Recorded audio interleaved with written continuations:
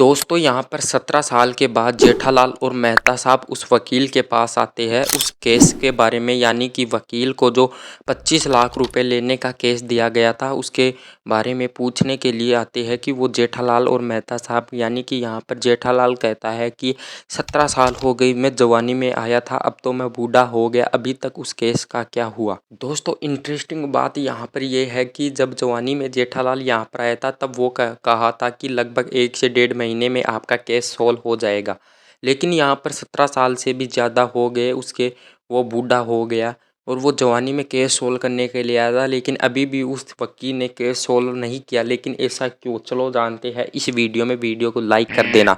तो दोस्तों यहाँ पर ये है कि जब वकील के पास मेहता साहब लेकर आते हैं यानी कि जेठालाल और मेहता साहब उस वकील के पास आते हैं केस के बारे में बात करने के लिए, तब वहाँ पर एक बुजुर्ग आदमी आता है। वो उस वकील से कहता है कि अब तो मेरे मेरे एक सफ़ेद बाल था, अब तो सारे सफ़ेद बाल हो गए, 17 साल हो गए, अभी भी उस केस का क्या हुआ।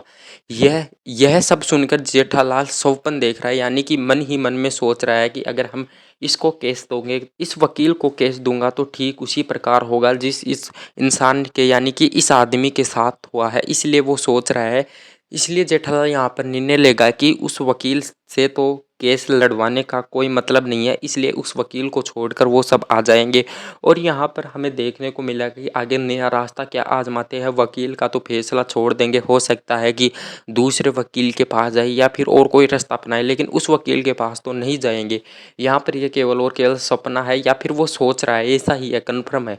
आने वाले एपिसोड में ही देखने को मिला कि आगे क्या कदम उठाएंगे जेठालाल और मेहता साहब। यहाँ पर हो ना हो कोई नया ही रास्ता आजमाएंगे। तो दोस्तों आपको क्या लगता है, कमेंट करके ज़रूर बताना। आपको भी ये सपना लग रहा है या रियल लग रहा है, ये भी कमेंट करके ज़रूर बताना। मेरे को तो सपना लग रहा है।